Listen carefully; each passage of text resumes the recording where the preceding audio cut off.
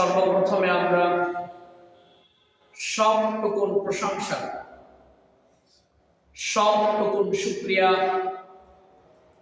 জ্ঞাপন করছি সে মহান রব্বুল আলামিনের দরবারে, যে মহান রব্বুল আলামিন আমাদেরকে পবিত্র জুমার দিনে আল্লাহ পাকের ঘরে আসার এবং বসবার, কোরআন এবং সুন্নাহ থেকে আলোচনা করবার এবং শুনবার তৌফিকটুকুন যে মহান রব্বুল আলামিন আমাদেরকে দিয়েছেন, সে মহান মালিক আল্লাহ রব্বুল আলামিনের শেখানো ভাষায়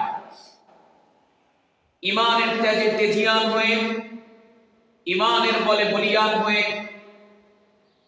কালিমাতুশ শুকরিয়া আদায় করে বলে উঠছি আলহামদুলিল্লাহ। লাখ কোটি এবং তার চেয়েও বেশি দরুদ এবং সালাম প্রেরণ করছি সমস্ত নবী কুলের সম্রাট, সমস্ত নবীদের যিনি সভাপতি, আফতাবে নবুয়ত, হাবিবে কিবরিয়া, শাহানশাহ রিসালাত, বদরুদ্দোজা, নূরুল হিদায়াত, আকা মৌলা, হাবিবিনা, শফিনা, মুরশিদুনা, কুদওয়াতুনা, ইমামুস সাকালাইন, ইমামুল হারামাইন, আপনার আমার নবী সরকার দো আলম নবী করিম সাল্লাল্লাহু আলাইহি ওয়া আলিহি ওয়াসাল্লাম উপর সম্মানিত মুসলিমবৃন্দ, গত জুমাতে আমরা কোরআনুল কারীমের সূরা নাজিয়াতের প্রথম রুকু থেকে আমরা আলোচনা করছিলাম।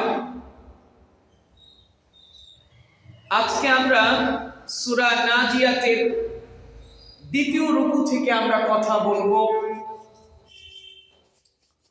দ্বিতীয় রুকু থেকে আয়াতগুলো আপনাদের মাঝে শেয়ার করার আগে প্রথম রুকুর যে বিষয়গুলো আমরা আলোচনা করছিলাম এবং শুনছিলাম,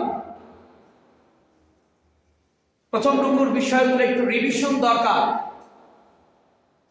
যাতে করে আজকের আলোচনাটা আপনাদের বুঝতে একটু সুবিধা হয়। আল্লাহ তাআলা সূরা নাজিয়াতের মধ্যে আখিরাত কেন্দ্রিক আলোচনাটা আল্লাহ রাব্বুল আলামিন করেছেন। আখিরাত নিয়ে পুরো সূরাটার কেন্দ্রীয় আলোচনার বিষয়বস্তু হচ্ছে আখিরাত, কিয়ামত। আল্লাহ তাআলা এই কিয়ামতটা পুরো সূরাটা জুড়ে আমাদেরকে কিয়ামত সম্পর্কে সাবধান করার জন্য আল্লাহ তাআলা পুরো দুইটা রুকুতে আল্লাহ বিভিন্ন ভাবে, বিভিন্ন সেকশনে, বিভিন্ন আলোকে আল্লাহ রাব্বুল আলামিন আলোচনা করেছেন। আল্লাহ একাধারে পুরো সব আয়াতগুলো আখিরাতের ব্যাপারে বলেন নাই। আমরা প্রথম রুকুর যে গত সপ্তাহে যে আলোচনাটা শুনছিলাম, আজকে তো আর পুরো আলোচনা করব না, 2-3 মিনিটের মধ্যে আমরা গত জুমার আলোচনাটা কি শুনছিলাম একটু রিভিশন দিলে পরে, তাহলে পুরো সূরাটা যেহেতু আজকে শেষ হচ্ছে, তাহলে পুরো সূরাটা আমরা আলোচনাটা আমাদের জন্য বুঝতে সুবিধা হবে। কি বলেন? আল্লাহ তাআলা সূরা নাজিয়াতের প্রথম 5 আয়াতে বলছিলেন, এই যে আমরা মানুষ যে আমরা মুমিন এবং কাফের, আমাদের মধ্যে এই মুমিন এবং কাফেরের যে রূহ কবজ করা হবে, তার দেহ থেকে তার জানকে, তার প্রাণকে বের করা হবে, সেটা কিভাবে, সেই কথাটা আল্লাহ প্রথম 5টা আয়াত আল্লাহ বলছিলেন। এর পরের আয়াত থেকে আল্লাহ তাআলা কিছু আয়াত পর্যন্ত আল্লাহ আলোচনা করছিলেন কিয়ামতটা কেমন হবে। আপনারা শুনছিলেন যে ওই কিয়ামতের দিনে কিছু রুহু, কিছু কলব ভয় পাবে। এরপরে আল্লাহ পাক আবার কিয়ামতের আলোচনা স্টপ করলেন। এরপর আল্লাহ তাআলা আলোচনা করেছিলেন হাল আতাকা হাদিসু মূসা। আল্লাহ তাআলা আপনার আমার নবীর কাছে আল্লাহ পাক বললেন যে হে নবী, আপনার কাছে কি মুসার কাহিনী, মুসার ওয়াকিয়া, এই বিষয়টা কি আপনার কাছে পৌঁছেছে? এ ব্যাপারে আমরা গত সপ্তাহে কথা বলছিলাম যে আল্লাহ কথা বলছিলেন মুমিন এবং কাফের বান্দার জান কবজ নিয়ে, আবার আল্লাহ কথা বললেন আখিরাত নিয়ে, আবার মধ্যখানে আল্লাহ তাআলা আবার মুসা আলাইহিস সালামের কথা কেন শেয়ার করলেন? আমরা লম্বা চড়া আলোচনা গত সপ্তাহে করছিলাম। মূলত আল্লাহ রাব্বুল আলামিন আমাদের নবীর কাছে মেসেজ দিয়েছেন, রাসূল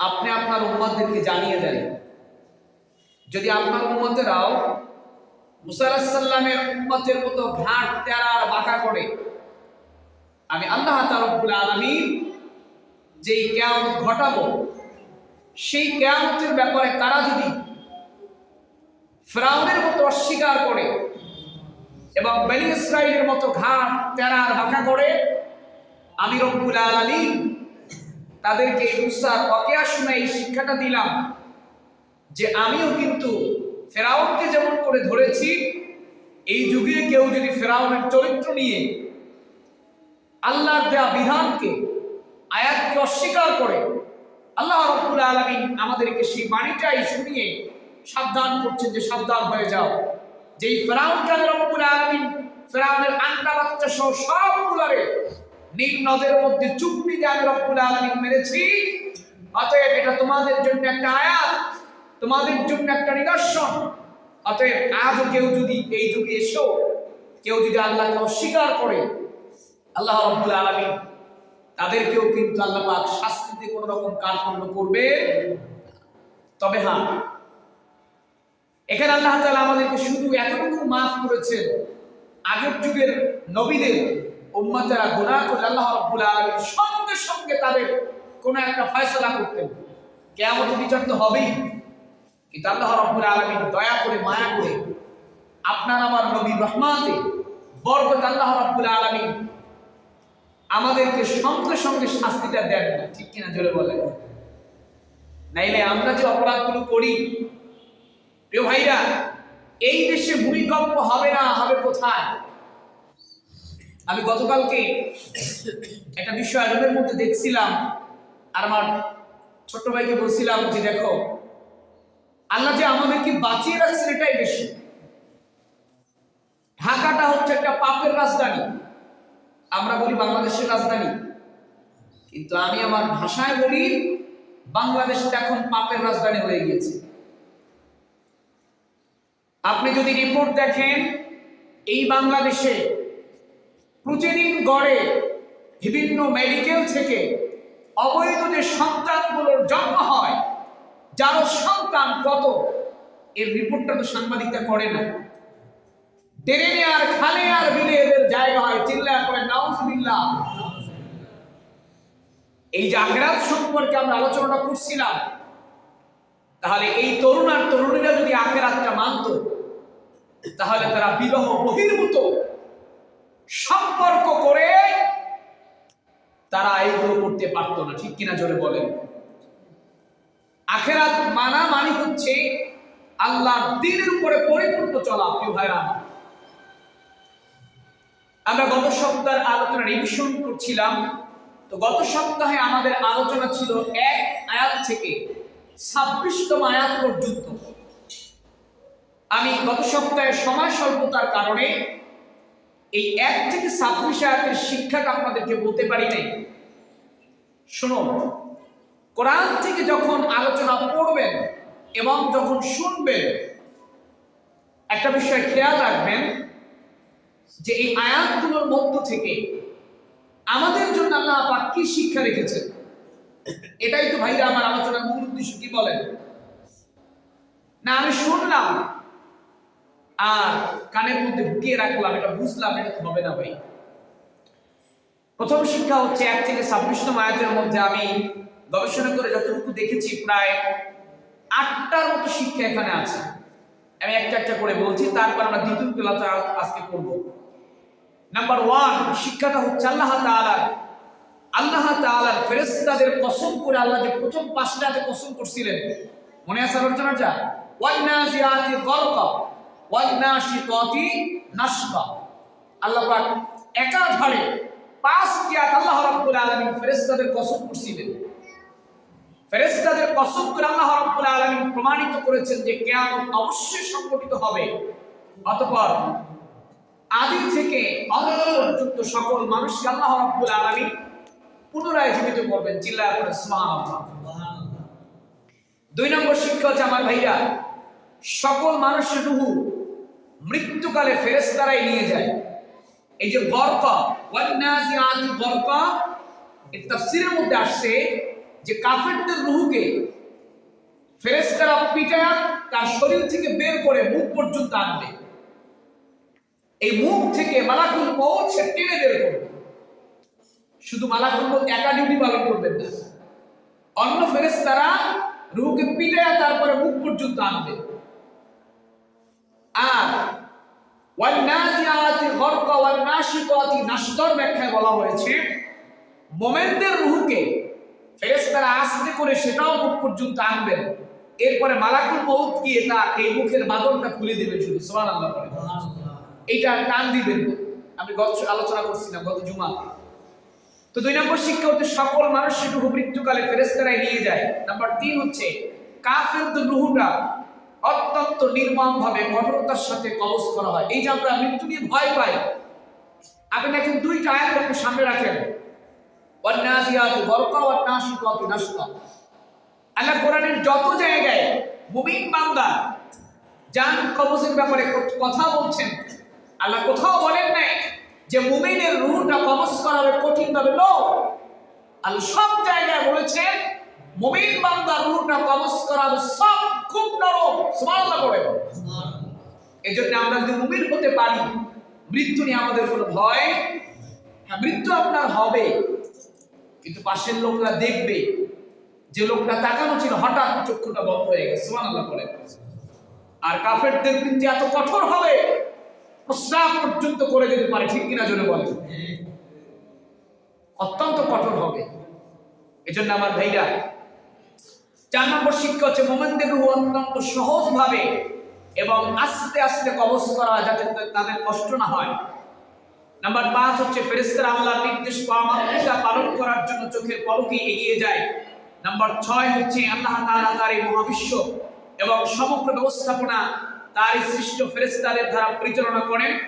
7 হচ্ছে কিয়ামতের দিন কাফের মুশরিক মুনাফিকদের অন্তর ভীত এবং প্রকম্পিত হবে। মুমিন এবং সৎ লোকদের উপর এই ভীতির প্রভাব ফেলবে না, মুমিনরা ভয় পাবে না। সুবহানাল্লাহ বলে। নাম্বার 8 হচ্ছে সিংহায় ফু দেওয়ার সাথে সাথেই কিয়ামত সংঘটিত হবে। প্রিয় ভাইরা আমার, তাহলে আমরা সূরা নাজিয়াতের দ্বিতীয় রুকু শুরু করব। আবার আমি একটু রিভিশন দেই, নতুন যারা আসছে খেয়াল করবেন। প্রথম রুকুর মধ্যে আয়াত হচ্ছে 1 থেকে 26 আয়াত। কত আয়াত? দ্বিতীয় রুকুর মধ্যে আয়াত হচ্ছে 26 থেকে 46 আয়াত পর্যন্ত। তাহলে প্রথম রুকুর মধ্যে আল্লাহ প্রথম আলোচনা করছিলেন 5 জন ফেরেশতার কসম খেয়েছেন।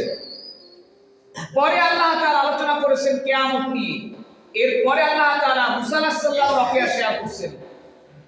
এখন দ্বিতীয় রুকুতে আল্লাহ রাব্বুল আলামিন আবার একটু আমাদেরকে আদর করে মহব্বত করে আল্লাহ তাআলা এই কিয়ামতটা বোঝাবার জন্য আল্লাহ রাব্বুল আলামিন আমাদেরকে তার সৃষ্টি জগৎ নিয়ে একটু বুঝালেন। সুবহানাল্লাহ বলেন। এই পৃথিবীতে দেখবেন মা যখন সন্তানকে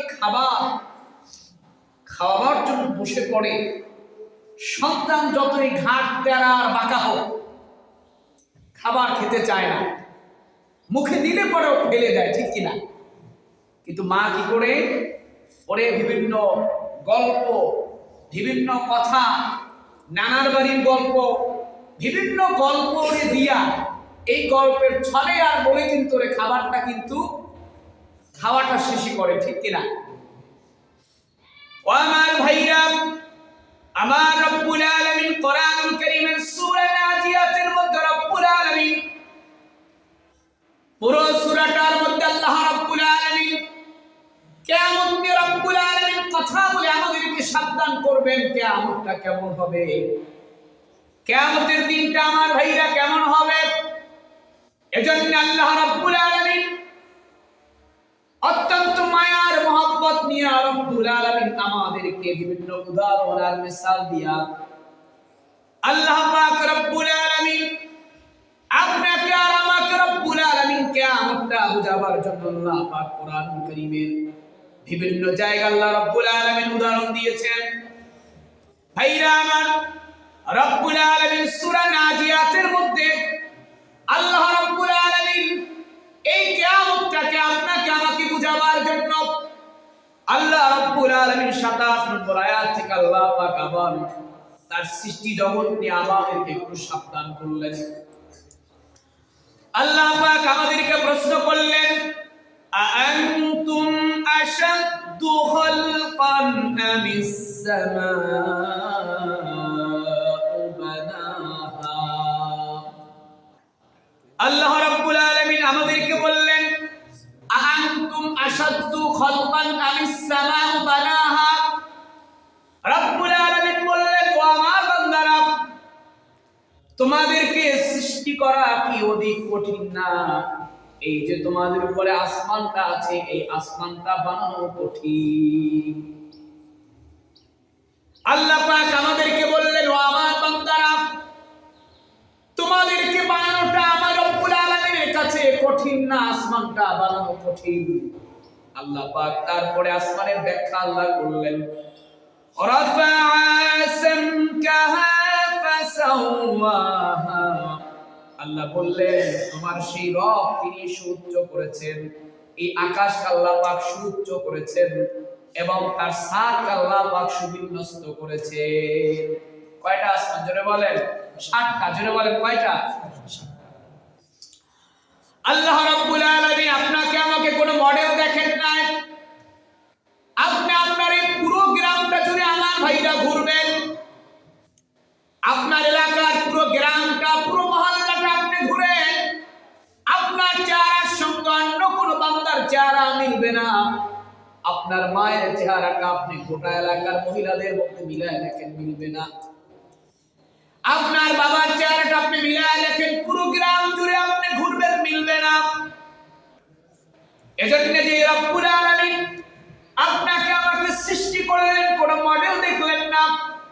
আল্লাহ পাক রব্বুল আলামিন গোটা মানব মণ্ডলীকে সৃষ্টি করলেন, কারো চেহারার সঙ্গে কারো মিল নাই। আল্লাহ পাক এজন্য বুঝালেন, বান্দা, তোমার যে রব্বুল আলামিন, তোমার যে মালিক, তোমার যে আল্লাহ তোমাকে সৃষ্টি করলেন, কোন মডেল দেখলেন না, কোন মিসাল দেখলেন না। ওই কিয়ামতের ময়দানে তোমার এই রব তোমাকে কবর থেকে আবার তৈরি করে তোমার রব তোমার বিচারটা করতে পারবেন। চিল্লায়া পড়েন আল্লাহু আকবার। ভাইরা আমার, এরপর রব্বুল আলামিন বললেন, ওয়া আওকাশা লাইলাহা ওয়া আখরাজা দুহাহা। আল্লাহ পাক তার সৃষ্টি সম্পর্কে আমাদেরকে আল্লাহ পাক একটু বুঝালেন। আল্লাহ পাক বললেন, আর তিনি রাতকে করেছেন অন্ধকারময়, আর দিনকে করেছেন আলোকময়। আল্লাহ পাক বলছেন, এই যে রাত আর দিনের পরিবর্তন, ভাইরা আমার, যদি সারা গোটা দিনটাই রাত থাকতো, দিন না হতো, তাহলে আপনি কেমনে কাজ বাজ করতেন? আবার এই সকাল থেকে দিন শুরু হয়ে গেল, রাত যদি না হতো তাহলে আপনি ক্লান্ত শরীর নিয়ে পড়তেন, আর কাজ করতে পারতেন না। এজন্য আমার আল্লাহ বলছেন, সূরা নাবার মধ্যে আল্লাহ বলছেন, ওয়াজআলনাল লাইলা লিবাসা ওয়াজআলনান নাহারা মাআশা ওয়া বানাইনা ফাওকাকুম সাবআন শিদাদা। আল্লাহ রাব্বুল আলামিন সূরা নাবার মধ্যে চমৎকার করে বলছেন যে তোমার রব্বুল আলামিন তোমার জন্য রাতকে বানিয়েছেন আরাম করার জন্য। রাতের বেলা বান্দা তুমি একটু ঘুমিয়ে পড়বা, রাতের বেলা তোমার শরীরটাকে একটু দিবা, আবার তুমি দিনের বেলা ঘুম থেকে উঠে তুমি কাজ করবা। এজন্য আমার ভাইরা, রব্বুল আলামিন রাত আর দিন তৈরি করলেন। আল্লাহ এখান থেকে আমাদেরকে বুঝালেন, তোমার যে রব রাতকে তৈরি করলেন, আবার রাতের অন্ধকারটা দূর করে আবার দিনের আলো ঢুকাইতে পারলেন বান্দা। এই যে দিন আর রাতের আবর্তন যে রব্বুল আলামিন করতে পারেন, তুমি কেমন করে তোমার এই রবের কথা ভুলে গেলা? তোমার সেই রব কি কিয়ামত ঘটাইতে পারবেন না? এই যে প্রত্যেকটা আয়াত যে বলছেন আল্লাহর সৃষ্টি সম্পর্কে আল্লাহ পাক যতগুলো আয়াত এখানে বললেন, আমার ভাইরা, আল্লাহ পাক প্রত্যেকটা আয়াত দিয়ে আমাদের সামনে চ্যালেঞ্জ করলেন। আল্লাহ বললেন, ওয়া আওতাশা লাইলাহা ওয়া আখরাজা দুহাহা। এই যে আল্লাহ বললেন, আল্লাহ পাক আমাদের সামনে আল্লাহ পাক চ্যালেঞ্জ করলেন, ও বান্দা তুমি একটু ভাবো, তোমার যে রব, তোমার যে মালিক, তোমার যে আল্লাহ রাত করলেন, আবার রাতটাকে অন্ধকারময় করলেন, আবার রাতের অন্ধকারটা সরাইয়া সকালবেলায় যে রব সূর্যটারে মাথার উপর জাগায় দিলেন। এজন্য আল্লাহ আমাদেরকে বললেন, বান্দারে আমার, তুমি আমার সৃষ্টি নিয়ে কল্পনা করো, তুমি আমার সৃষ্টি নিয়ে একটু চিন্তা করো, তাহলে সৃষ্টির মধ্যেই তুমি তোমার রবের সন্ধান পেয়ে যাবা।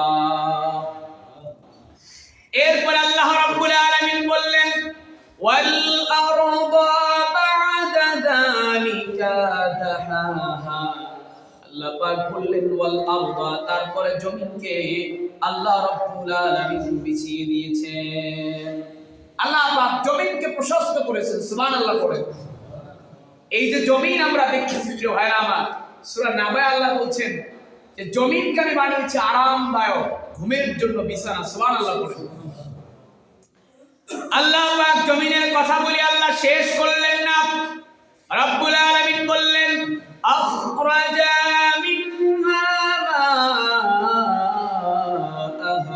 ওয়া মারআহা ওয়াল জিবালা আরসাহা মাতাআল লাকুম ওয়া লিআনআমিকুম। এখানে আল্লাহ রাব্বুল আলামিন পর তিনটা আয়াত আল্লাহ পাক বললেন আখরাজা মানে বের করা, বের করেছেন, মিনহা তা থেকে, আপনার আমার রব বের করলেন। আল্লাহ পাক বললেন, ও বান্দা আমি রব্বুল আলামিন তোমার জন্য এই যে জমিনটাকে প্রশস্ত করলাম, শুধুমাত্র জমিন দিয়ে তুমি বাঁচতে পারতা না, একটু খেয়াল করেন ভাইরা আমার, আপনি আমি যে জমিনের ফসল খেয়ে আপনার আমার স্বাস্থ্য সুন্দর হলো, আপনার আমার বডি সুন্দর হলো, আল্লাহ পাক কি বলতেছেন একটু খেয়াল করেন। আল্লাহ পাক বললেন, বান্দারে আমার, আল্লাহ প্রথমে বললেন জমিনকে প্রশস্ত করে দিলাম। এখন আপনারা একটু চিন্তা করেন, আল্লাহ পাক যদি শুধুমাত্র জমিন দিয়ে দিতেন, ফসল দিতেন না, তাহলে আমরা কি খেয়ে বাঁচতাম বলেন? আল্লাহ পাক পরক্ষণে পরে আল্লাহ বলছেন, আখরাজা মিনহা মাআহা ওয়া মারআহা। আল্লাহ বললেন তোমার রব এই জমিন থেকে পানি বের করেছেন, শুধুমাত্র পানি বের করেন নাই, আল্লাহ পাক বলছেন তোমার রব সেই পানি দিয়া জমিনের মধ্যে ফসল উৎপন্ন করে দিয়েছে। আল্লাহ পাকের পর বললেন ওয়াল জিবালা আরসাহা। আল্লাহ পাক পাহাড়ের কথা বললেন যে তোমার রব্বুল আলামিন এই পাহাড়কে আল্লাহ পাক ঘিরে দিয়েছে। এখানে আমার ভাইরা একটু খেয়াল করেন, আপনার আমার রব্বুল আলামিন শুধুমাত্র যদি জমিন দিতেন, পাহাড় না দিতেন, তাহলে আর জমিন টিকতো না।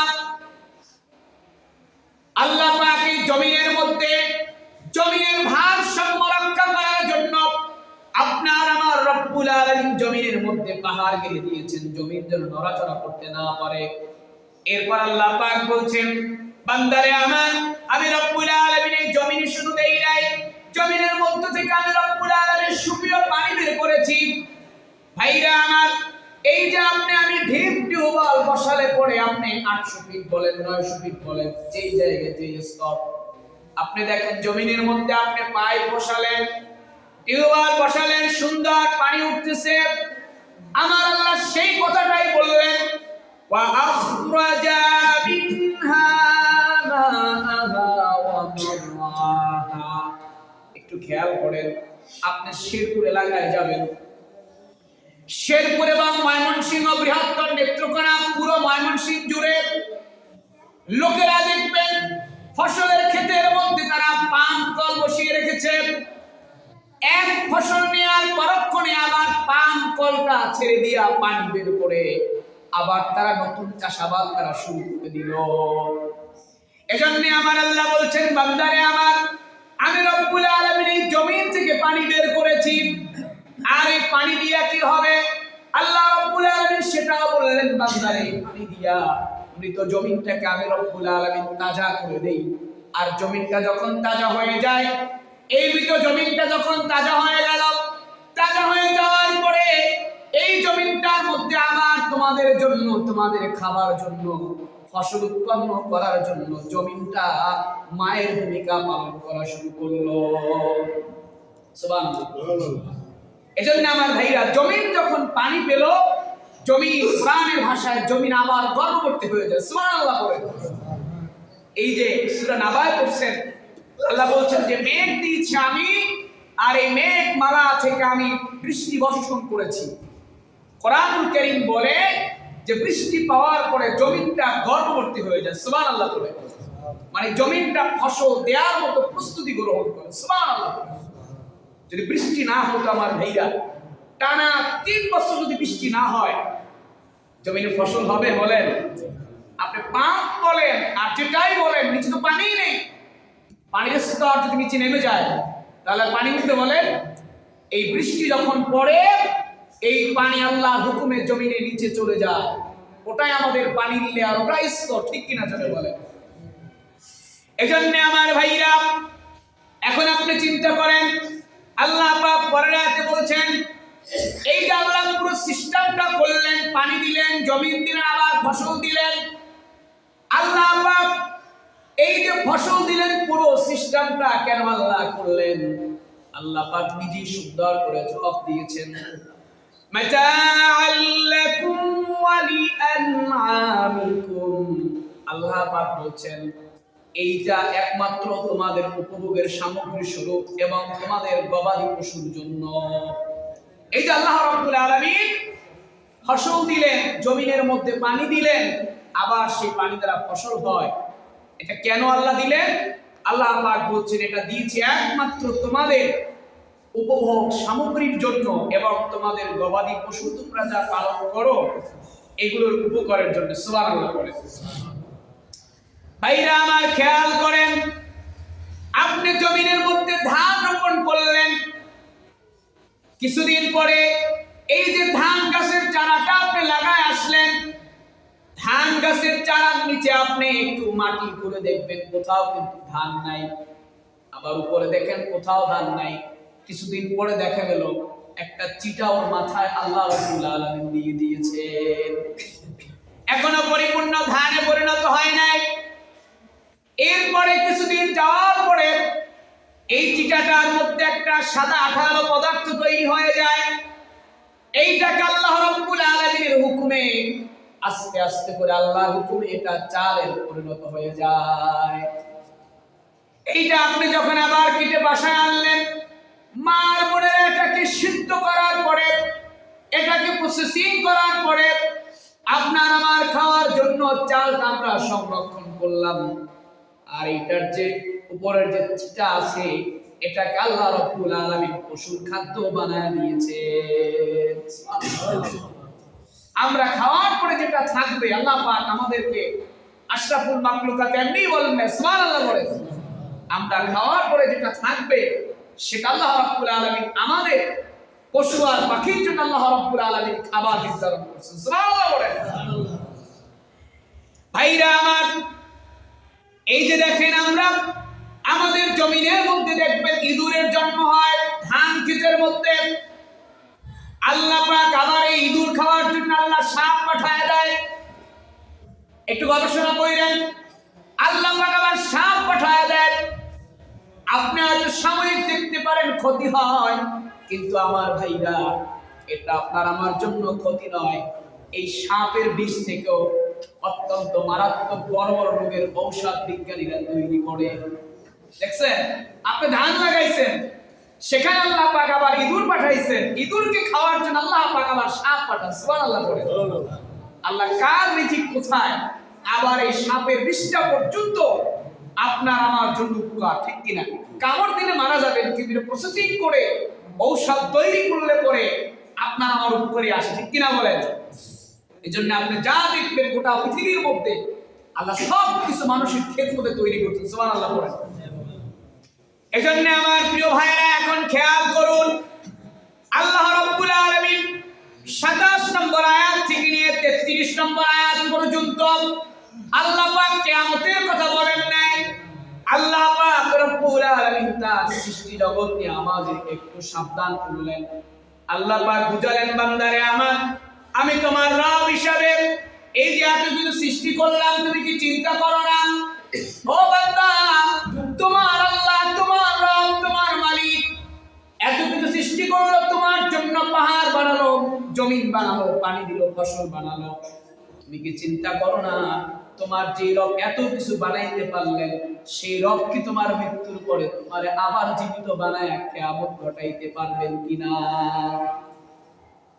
ভাইরা মাঝকে ধরে আল্লাহ পাক এই কথাগুলো এজন্য বললেন যে তোমার যে রব এত কিছু বানাইলেন, ওই রব আবার তোমাকে মৃত্যুর পরে আবার তোমার সেই পচা গলা দেহকে আল্লাহ রাব্বুল আলামিন আবার পরিণত সুখান্তে পরিণত করে আল্লাহ রাব্বুল আলামিন কিয়ামতের ময়দানে বিচারের সম্মুখীন আল্লাহ পাক করবেন। সুবহানাল্লাহ বলেন।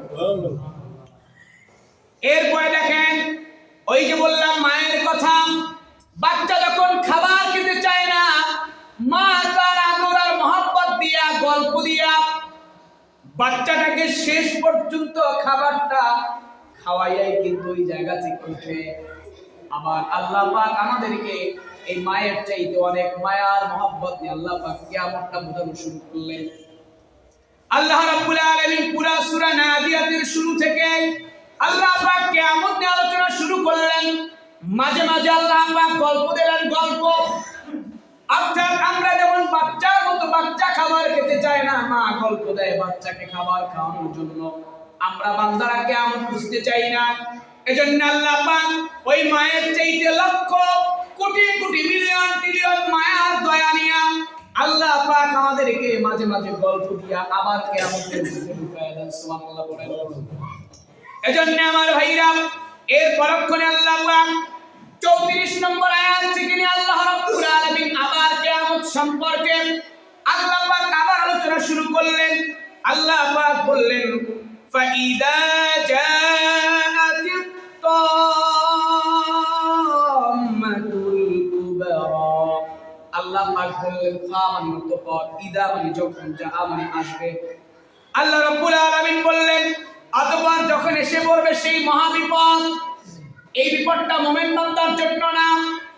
আমরা কিন্তু প্রথমেই পড়ে আসছি, ওয়ান্নাজিআতি গরকা ওয়ান্নাশিতাতি নাশতা। এখানে একটু খেয়াল করেন, আল্লাহ রাব্বুল আলামিন কিয়ামতের আলোচনা করার আগে আল্লাহ পাক রাব্বুল আলামিন মুমিন বান্দার কাফের বান্দার পার্থক্য আল্লাহ আগে করে দিয়েছেন, যেন আল্লাহর মুমিন বান্দারা যেন ভয় না পায়। এজন্য আমার ভাইরা, এখানে আল্লাহ রাব্বুল আলামিন যে কিয়ামতের কথা বললেন, যে ওই দিন মহা বিপদ, কিন্তু বিপদ মুমিন বান্দার জন্য না, এটা আমার কথা না। আল্লাহ পাক আয়াতগুলোতে আল্লাহ পাক বলা শুরু করলেন।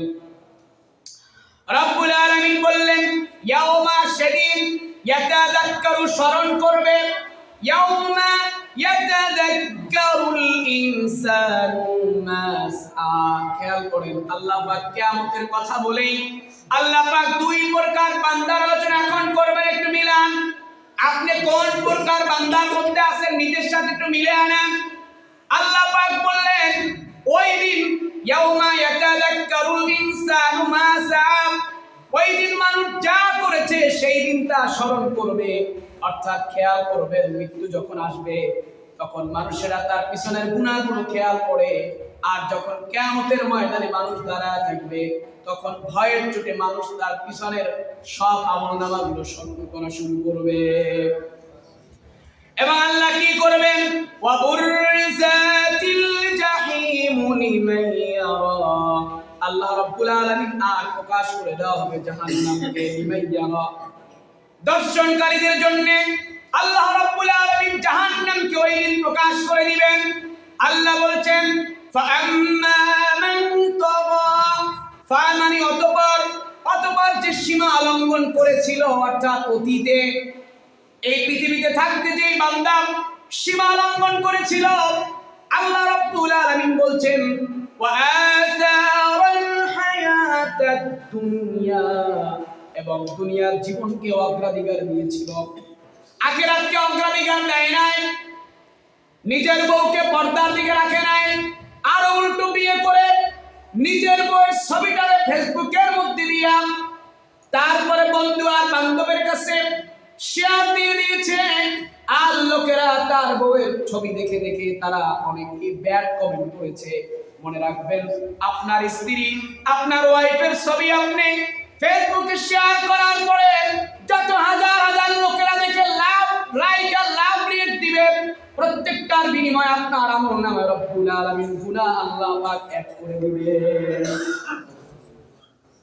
এজন্য আমার ভাইরা, কথাবার্তা স্পষ্ট, আল্লাহ রাব্বুল আলামিন বলছেন ফাআম্মা মান তাগা, যারা সীমা লঙ্ঘন করেছে, সীমা বুঝেন, আল্লাহ পাক ইসলামের একটা সীমা দিয়েছেন। ইসলামটা কিন্তু সীমা এরকম না, ইসলামটা একটা ঘরের মতো। আল্লাহ পাক একটা ইসলামের সীমা দিয়েছেন, সীমার মধ্যে পর্দা আছে না নাই? জোরে বলেন। নামাজ আছে না নাই আমার ভাইরা? এজন্য আপনি পর্দা মেনটেন করলেন না, পর্দা মানলেন না, এটা আপনার সীমা লঙ্ঘন। নামাজ আপনি পড়লেন না, এটা আপনার সীমা লঙ্ঘন। সীমা লঙ্ঘন বলতে এক কথায় বুঝায় আল্লাহর কোরআন মোতাবেক, রাসূলুল্লাহর হাদিস মোতাবেক আপনার জীবন আপনি চালান নাই, আপনার জীবনকে আপনি চালিয়েছেন, আপনি আপনার জীবনকে চালিয়েছেন সেকুলারের পন্থায়, কোরআন হাদিসের পন্থায় না। এইটাকে আপনি পশ্চিমাবাদের মতো আপনার জীবনকে আপনি পরিচালনা করেছেন, এটাই সীমা লঙ্ঘন, যেটাই করেন। এজন্য আল্লাহ বলছেন ওয়া আসারাল হায়াতাদ দুনিয়া, তারা দুনিয়ার জীবনকে প্রাধান্য দিয়েছে, আখিরাতকে প্রাধান্য দেয় নাই। অতএব যারা দুনিয়ার জীবনকে প্রাধান্য দিয়েছে, আখিরাতকে প্রাধান্য দেয় নাই, আল্লাহ পাক বলছেন ফাইন্নাল জাহিমা হিয়াল মাওয়া, আল্লাহ রাব্বুল আলামিন বলছেন তবে নিশ্চিত, ফাইন্না মানে নিশ্চিত, ফা মানে অতঃপর, ইন্না মানে নিশ্চিত একেবারে, ফাইন্নাল জাহিমা হিয়াল মাওয়া, তবে নিশ্চিত জাহান্নাম হবে তাদের ঠিকানা। এরপর আল্লাহ মুমিন বান্দার কথা এখন বলা শুরু করলেন। কোরআনের একটা মিল হলো আমার ভাইরা, যেখানে আল্লাহ কাফের বান্দার কথা আল্লাহ রাব্বুল আলামিন বলবেন, পরক্ষণে আল্লাহ পাক মুমিন বান্দার কথা বলবেন। কোরআনের একটা মিল হলো, যেখানে রব্বুল আলামিন জাহান্নামী বান্দার কথা আল্লাহ রাব্বুল আলামিন বলবেন, আল্লাহ পাক পরক্ষণে আবার জান্নাতি বান্দার কথা আল্লাহ পাক বলে দিয়ে দেন।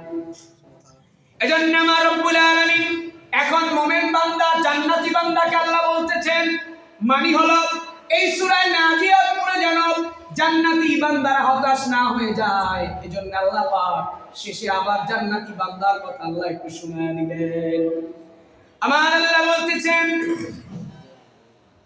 ফাইন্নাল জান্নাতা হিয়াল মাওয়া, আল্লাহ রাব্বুল আলামিন চমৎকার করে আল্লাহ পাক জান্নাতি বান্দার কথা আল্লাহ পাক বললেন।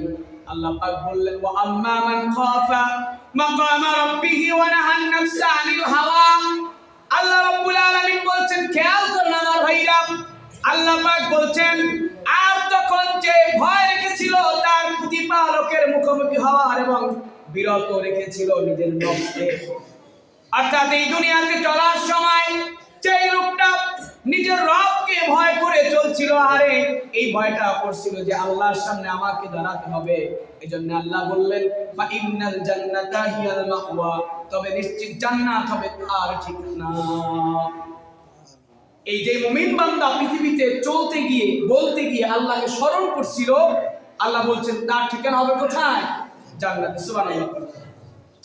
আল্লাহ রাব্বুল আলামিন বললেন ইয়াসআলুনাকা আনিস সাআ, أيان مرساها আল্লাহ পাক বললেন ও নবী তারা আপনার কাছে জানতে চায় কিয়ামত সম্পর্কে কখন তার আগমন হবে ফিমা আনতা মিন যিকরাহা ইলা রাব্বিকা মুনতাহাহা ইন্নামা আনতা মুনযিরু মান ইয়াখশাহা আল্লাহ রাব্বুল আলামিন বলছে ও নবী এই কিয়ামতের জ্ঞান আমি রব্বুল আলামিন আপনাকে দেই নাই তবে কিয়ামতের কি কি আলামত হবে এইটা রব্বুল আলামিন স্পষ্ট আপনার আমার নবীর কাছে জানিয়ে দিয়েছেন কিয়ামতের আগে আগে বড় আলামত এবং ছোট আলামত আল্লাহ রব্বুল আলামিন সবগুলো নবীকে জানিয়ে দিয়েছেন কিন্তু আমার ভাইরা স্পষ্ট কিয়ামতটা কোন দিন হবে এটা আল্লাহ জানান নাই আল্লাহ পাক বলছেন ইন্নামা আনতা মুনযিরু মান ইয়াখশাহা আল্লাহ বলছে ও নবী এটা তো শুধুমাত্র আপনার রবের কাছে আছে সুবহানাল্লাহ বলেন এখন প্রিয় ভাইরা আমার যখন আমরা কিয়ামতের ময়দানে উঠব আল্লাহ বলছেন কাআন্নাহুম ইয়াওমা ইয়ারাউনাহা লাম ইয়ালবাসু ইল্লা আশিয়াতান আও দুহাহা যেদিন তারা তা দেখবে তখন তাদের মনে হবে যেন তারা দুনিয়াতে এক সকাল বা দুপুর অবস্থান করছিল যখন আমরা কিয়ামতের ময়দানে উঠব তখন আমাদের কাছে মনে হবে দুনিয়াটা আমাদের জন্য এক সকাল এক দুপুরের সমান